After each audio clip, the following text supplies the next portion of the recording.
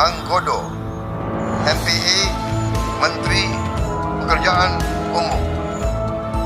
28 Marwar Sirait, SIP, Menteri Perumahan dan Kawasan Permukiman. 29 Yandri Susanto, MPD, Menteri Desa dan Pembangunan Daerah Tertinggal. 30 M. Iftitah S. Surya Nagara, SHMA, Menteri Transmigrasi.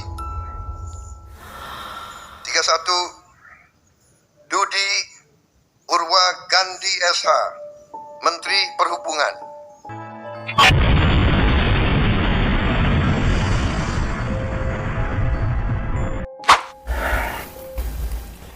Assalamualaikum warahmatullahi wabarakatuh. Sebelumnya kita ucapkan selamat kepada Pak Prabowo Subianto dan wakilnya Pak Gibran Raka Buming Raka yang sudah resmi ditetapkan oleh DPR MPR sebagai Presiden dan Wakil Presiden periode 2024-2029. Semoga beliau bisa membawa Indonesia ke depan lebih maju, lebih sejahtera dan berjaya. Dan kita ucapkan juga selamat kepada para menteri dan wakil menteri yang sudah diangkat oleh beliau Bapak Presiden Republik Indonesia. Di antara sebagian kita banyak yang bersorak-sorai, senang, gembira ria. Karena apa? Di antara para menteri ini yang dinamakan Kabinet Merah Putih tidak ada satupun sosok seorang Ba'alawi. Apakah dalam hal ini Pak Prabowo mengetahui latar belakang atau ada sesuatu yang membuat beliau ini tidak mengangkat satupun dari klan Ba'alawi sebagai seorang menteri? Padahal banyak orang yang berharap ini seperti Pak Rizik Syihab ini bisa diangkat jadi menteri kalau bisa, atau bisa jadi mungkin Anies Baswedan diangkat lagi menjadi seorang menteri, atau bahkan Menteri Pendidikan yang kemarin si Pak Nadiem Makarim bisa lagi diangkat sebagai Menteri Pendidikan. Tapi alhamdulillah yang saya sebutkan ini satupun tidak ada dalam daftar Kabinet Merah Putih. Benarkah demikian? Tangan-tangan Ba'alawi tidak ada pengaruhnya dalam kabinet ini? Bisa jadi, bisa iya, tapi jangan gembira dulu.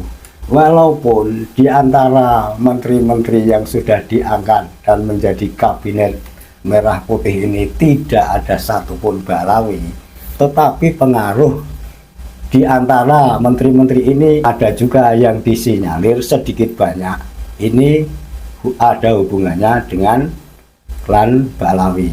Dan menteri-menteri itu sebenarnya banyak orang yang sudah tahu siapa di antara mereka.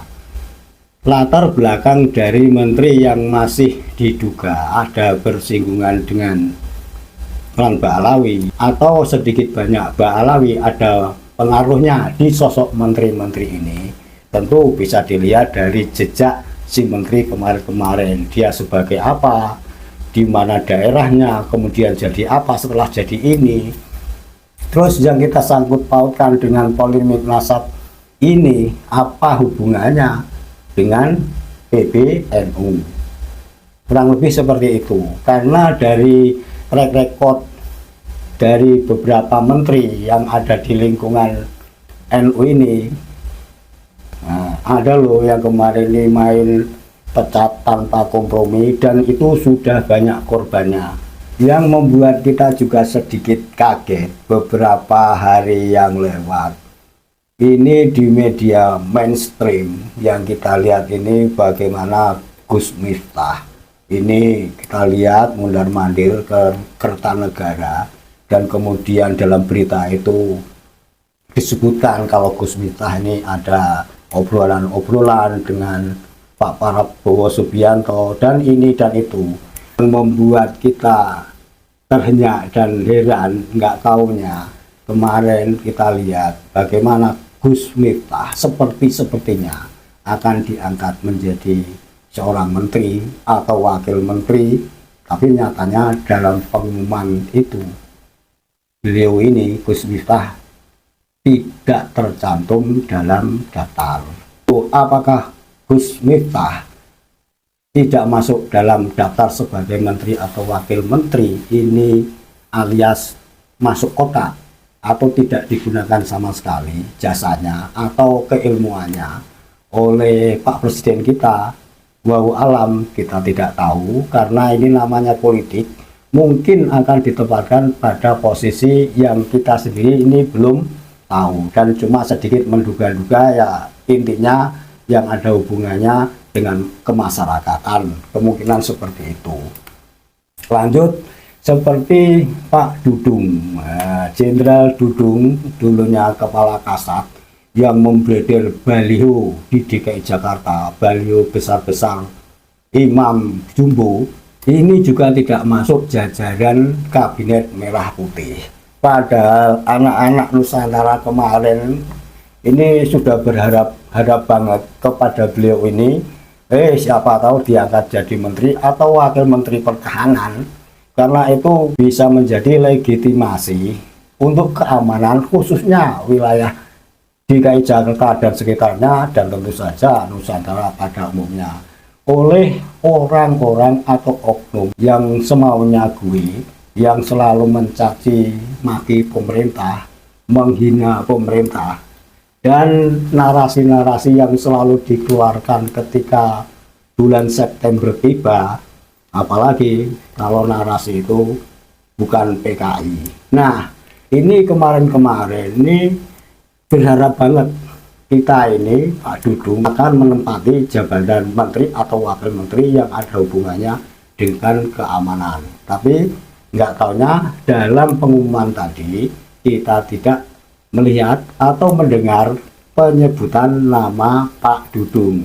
Pak Rizik Sihab kalau melihat pengumuman yang dibacakan Pak Presiden Prabowo ini sedikit lega karena merasa mungkin tidak ada tekanan yang akan menghalang-halangi bila suatu saat akan mengadakan demo atau orasi-orasi yang keras kepada pemerintah atau pihak lain yang kira-kira dianggapnya tidak benar. Sedikit lega mungkin saja seperti itu karena tahu kalau Pak Dudung tidak diangkat. Kita kembali ke masalah Kabinet Merah Putih. Apakah benar di kabinet ini tidak ada pengaruhnya Mbak Alawi sama sekali, walaupun memang menteri-menterinya tidak ada yang dari kalangan mereka? Jangan salah, di antara beberapa orang menteri yang sudah diangkat Pak Prabowo Subianto ini, ada beberapa orang yang disinyalir pernah membela Mbak Alawi. Siapa lagi? Bukan satu, Nusron Wahid. Ini yang jelas-jelas pernah kita lihat di dalam video pernah membela Mbak Alawi, kurang lebih seperti itu. Tetapi sekali lagi ini ungkapan di video itu dari Pak Nusron Wahid, apakah karena memang dia seorang politikus yang ingin merebut hati para Mbak Alawi supaya memilih dia? Karena pembelaan dari Pak Nusron Wahid dalam video ini suasananya sebelum adanya pemilihan umum. Kita tidak tahu ke depannya, tapi tangan-tangan dari klan Mbak Alawi kita pikir masih ada pengaruhnya di dalam pemerintahan Pak Prabowo Subianto ke depan ini. Kita juga belum tahu apakah nanti setelah ini ada lagi pengangkatan seperti zamannya Pak Presiden Joko Widodo, seperti Watinpres yang diangkat beberapa orang itu, yang kemarin salah satunya adalah Habib Lutfi. Apakah Pak Prabowo Subianto ke depannya ini juga akan mengangkat Watinpres? Kita juga belum tahu. Jadi untuk sekarang dan ke depannya kita juga masih harap-harap cemas melihat dari ini semua. Sepertinya perjuangan anak-anak Nusantara membebaskan diri dari pengaruh doktrin klan Ba'alawi masih perlu jalan yang berliku. Bukan berarti pesimis, karena bagaimanapun perjuangan itu tetap ada aral melintangnya. Selamat kepada Pak Presiden yang baru, Pak Prabowo Subianto, dan Wakil Presiden yang baru, Bapak Gibran Raka Buming Raka. Selamat bekerja, semoga bisa membawa Indonesia ke depan ini lebih jaya dan perkasa. Assalamualaikum warahmatullahi wabarakatuh.